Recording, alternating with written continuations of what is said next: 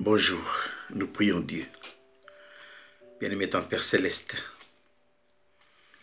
nous venons à tes pieds, nous prosterner visage contre terre, baisant tes deux mains et tes deux pieds, te louer, t'adorer, t'élever très haut, car il faut que tu règnes. Oui, Seigneur, le trône est à toi, le marchepied est à nous, et nous choisissons cette bonne part que personne ne pourra nous enlever. Notamment, tu disais à Marthe, il y a déjà des années, des siècles, que Marie a choisi la bonne part, qui ne lui sera jamais ôtée. Seigneur, parle. Tes serviteurs et tes servantes écoutent. Et nous te louons, nous te bénissons de pouvoir nous confier ainsi à toi. Au nom de Jésus. Amen. Nous lisons une partie de la lettre que l'apôtre Paul, que l'apôtre Jean a adressée à l'église d'Éphèse. Et cette lettre se trouve dans le livre de l'Apocalypse, chapitre 2. Écrit à l'ange de l'église d'Éphèse, voici ce que dit celui qui tient les 7 étoiles dans sa main droite, celui qui marche au milieu des 7 chandeliers d'or. Je connais tes œuvres, ton travail et ta persévérance. Je sais que tu ne peux supporter les méchants, que tu as éprouvé ceux qui se disent apôtres et qui ne le sont pas, et que tu les as trouvés menteurs. Que tu as de la persévérance, que tu as souffert à cause de mon nom, et que tu ne t'es point lassé. Mais ce que j'ai contre toi, c'est que tu as abandonné ton premier amour. Donc, le sujet qui nous intéresse maintenant, c'est cette reproche que le Seigneur fait à l'église d'Éphèse. C'est quoi? C'est que tu as abandonné ton premier amour. Maintenant, ce premier amour est lié à quoi? Eh bien, ce premier amour dont il est question ici est étroitement lié à une position. Nous savons que l'apôtre Paul était à l'origine de cette belle église d'Éphèse. Eh bien, dans l'épître que lui-même a adressé à l'église d'Éphèse, eh bien, dans cette épître, l'apôtre Paul a donné vraiment le summum de toute la révélation de l'église. Et ça, nous trouvons ça dans l'épître de l'apôtre Paul aux Éphésiens. Et si dans cette épître, l'apôtre Paul a trouvé une facilité d'expression, c'est parce que l'église d'Éphèse a atteint un niveau spirituel élevé, je dirais même très élevé. Donc, c'est en fonction d'une position. Voilà. L'apôtre Paul, dans sa lettre aux Éphésiens, il dit au chapitre 2, il dit, il nous a ressuscités ensemble. Il sait qui? C'est le Seigneur Jésus-Christ. Mais parce qu'il nous a ressuscités ensemble, c'est en fonction de notre mort et de notre ensevelissement avec Christ. Donc, il nous a crucifiés avec lui. Ensuite, il nous a ensevelis avec lui. Ensuite, il nous a ressuscités avec lui. Il nous a glorifiés. Et la finale de tout ça, là, c'est qu'il nous a fait asseoir ensemble avec lui dans les lieux célestes. Donc, cette position que nous avons en Christ dans les lieux célestes a été obtenue par qui? A été obtenue par le Seigneur Jésus-Christ lui-même à la croix de Golgotha. Oh, combien j'aime ce cri, le plus beau cri que l'univers n'ait jamais entendu. Tout est accompli. Voilà.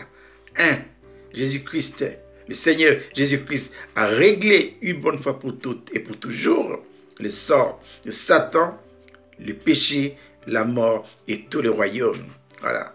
Et 2, il a acquis pour nous, pour vous et pour moi, une position dans les lieux célestes. Et cette position-là, nous devons l'expérimenter par la foi. Et justement, l'église d'Éphèse a atteint, spirituellement parlant, cette position-là par la foi. Voilà. Donc, C'est ça le premier amour. Le premier amour est lié à une position. Voilà. Mais évidemment, c'est l'ennemi, il connaît la valeur de cette position. Donc, il fera tout pour nous faire déchoir. Voilà. D'abord, il fera tout pour que nous n'y parvenions pas. Et si jamais il nous arrive d'y parvenir, ben, il fera tout pour nous faire redescendre. C'est ce qui est arrivé à l'église d'Éphèse. Ils sont bien arrivés à occuper spirituellement leur position dans les lieux célestes et d'une manière expérimentale. Malheureusement, ils n'ont pas pu tenir le coup. Ah oui, l'ennemi les a harcelés, si bien qu'ils ont perdu leur position. L'abandon du premier amour est lié à l'abandon de notre position. Voilà. Perdre sa position, c'est retomber de la vie spirituelle à la vie psychique. Voilà. C'est retomber de la vie dans l'esprit pour retrouver la vie d'âme. Voilà. L'apôtre Paul dit, il dit, marchez selon l'esprit et vous n'accomplirez pas les désirs de la chair. Regardez ce qui se passe dans l'église d'Éphèse.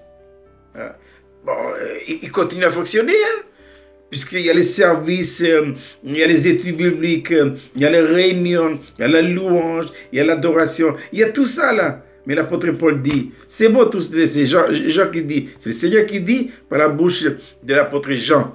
Il dit, c'est bien tout ça là. Hein?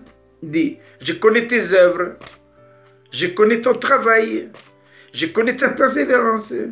Et je sais que tu supportes les méchants et que tu as éprouvé ceux qui se disent apôtres. Et tu fais beaucoup de choses, c'est bien. Mais il y a un petit mais. Mais ce que j'ai contre toi, c'est que tu as abandonné ton premier amour. Voilà. Veillons parce que ce qui est arrivé à Éphèse peut très bien nous arriver. Voilà. Il faut déjà que nous parvenions expérimentalement à cette position. Et si par la grâce de Dieu, nous y parvenons, alors il faut tenir ferme maintenant.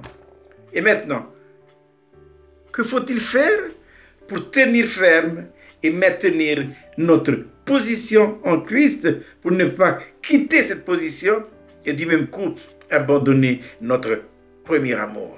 Alors, nous allons illustrer ça par cette amitié indéfectible entre Jonathan et David.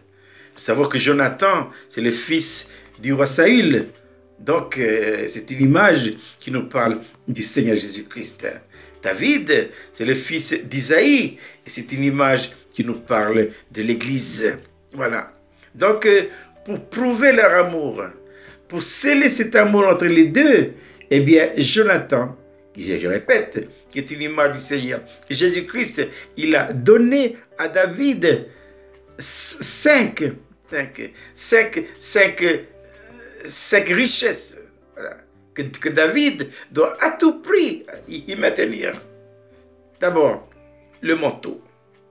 Deuxièmement, les vêtements. Troisièmement, son épée. Ensuite, son arc et sa ceinture. Voilà. Et ces quatre richesses-là, David, non seulement il doit les posséder, mais il doit les utiliser. Est-ce qu'il les a utilisés? Mais oui, il les a utilisés. La preuve qu'il les a utilisés, c'est que Dieu lui-même a donné ce témoignage. J'ai trouvé David, fils d'Isaïe, l'homme selon mon cœur, qui a accompli tous mes desseins. Donc, nous allons essayer d'analyser rapidement ces cinq richesses que notre Jonathan spirituel a donné à David. Voilà. C'est quoi? D'abord, le manteau. De quoi nous parle le manteau? Le manteau nous parle de la double portion. La double portion de l'esprit. La double portion de l'héritage qui autrefois s'est réservé aux fils aînés. Mais après l'événement de Exode 32, après l'événement du veau d'or, eh bien, cette double portion, cet héritage, eh bien, il est transféré vers les Lévites. C'est les Lévites maintenant. Les Lévites avant nous parlent aujourd'hui des élus, donc de qui? De vous et de moi. Si nous sommes nés de nouveau et que si nous apprenons à occuper notre position, un, le manteau, deux, les vêtements. De quoi nous parlent les vêtements? Les vêtements nous parlent de la marche. Marche. La marche comment? Ben, la marche par l'esprit. Nous passons de l'étape de la marche par la chair pour aller vers la marche dans l'esprit. Ah oui. L'apôtre Paul dit dans sa lettre aux Galates, marchez par l'esprit et vous n'accomplirez pas les désirs de la chair. Mais qu'est-ce que c'est que la marche par l'esprit? Eh bien, la marche par l'esprit, c'est la marche par la foi. Paul dit dans sa lettre aux Corinthiens, car nous marchons par la foi et non par la vue. Et marcher par la foi, c'est marcher par l'esprit. Deuxième richesse. Troisième richesse, Jonathan a donné à David son épée. De quoi nous parle l'épée? Eh bien, l'épée nous parle de la parole. La parole de Dieu. Hein? Cette parole, nous devons la lire et la relire, la méditer et la méditer. Tout enfant de Dieu, réellement né de nouveau et qui désire marcher avec le Seigneur, au moins dans sa vie, lire la Bible entièrement, de la Genèse à l'Apocalypse. Mais vous serez étonnés de savoir, hein, même parmi les hommes de Dieu et les pasteurs, hein, j'étais comme ça avant, hein, j'ai jamais lu ma Bible entièrement, ben j'ai pas le temps. À prêcher, ça c'est pas un problème, hein? Mais lire la Bible, j'ai pas le temps. Ah oui, jusqu'au jour où le Seigneur m'a fait comprendre, mais écoute, on doit peut-être maintenant que tu lis ta Bible, hein? Ah oui. Et depuis ce jour-là, eh bien, cela a apporté vraiment un changement de ma vie. Et depuis jusqu'à maintenant, chaque année, je lis une fois la Bible, une fois la Bible. Maintenant, alors que je vous parle là, eh bien, j'ai déjà lu ma Bible au moins plus de 40 fois. Voilà. Et j'ai pris comme discipline, chaque année, je dois lire ma Bible au moins une fois. Allez, c'est cette année 2020, j'avais pris comme discipline de lire toute la Bible dans l'année 2 fois. Et ça, c'est important. Ça, c'est l'épée. Et le Seigneur dit à Josué que ce livre de la loi ne s'éloigne pas de ta bouche. Mais dites-la jour et nuit pour agir fidèlement selon tout ce qui est écrit. C'est alors que tu auras du succès dans tes entreprises. Et c'est alors que tu réussiras. Ensuite, l'arc. L'arc nous parle de quoi? L'arc nous parle de l'alliance. De quelle alliance s'agit-il ici? Autrefois, c'était l'alliance de la circoncision. Maintenant, c'est la séparation de l'esprit et de l'âme. Ça, c'est capital. Je dirais même, c'est fondamental. Hein? Ah oui. C'est la séparation de l'esprit et de l'âme. Et ça, c'est le Saint-Esprit et la croix qui va opérer cette œuvre-là en nous, en vous et en moi. Notre être intérieur, divisé par le péché, doit maintenant être séparé. L'esprit de l'âme, séparer le spirituel et le charnel et redonner à chacun leur juste place, esprit, âme et corps. Voilà. Et ça, c'est l'arc. Ensuite, la ceinture. De quoi nous parle la ceinture? La ceinture nous parle de la vérité. Nous devons être des hommes et des femmes vrais. Nous sommes un tissu de mensonges. Hein? Ah oui, à cause du péché. Hein? Tout est mélangé en nous. Un jour, Pilate a dit à Jésus, mais c'est quoi la vérité? Voilà. La vérité, c'est Christ. La vérité, c'est une vérité intérieure. Hein? Ah oui, c'est une vérité intérieure. Nous devenons une vérité à partir du moment où intérieurement, nous sommes reconstitués. Et ça, c'est important.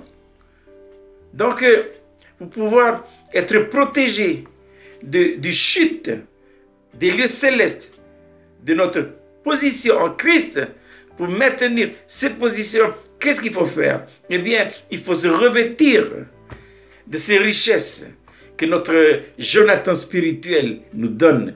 Qui est notre Jonathan spirituel? Eh bien, c'est le Seigneur Jésus-Christ. Et qu'est-ce qu'il nous a donné? Il nous a donné 1, le manteau. 2, les vêtements.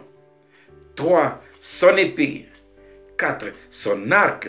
Et 5, sa ceinture. Et c'est ainsi que nous maintiendrons la flamme de notre premier amour pour le Seigneur Jésus-Christ.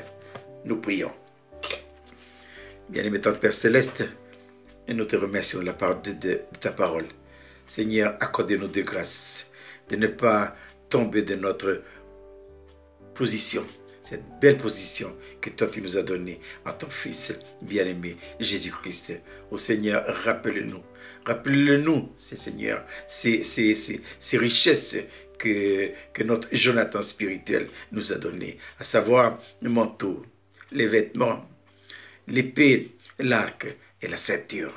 Et nous te louons, nous te bénissons de pouvoir te prier ainsi en ton nom précieux, Seigneur Jésus. Amen.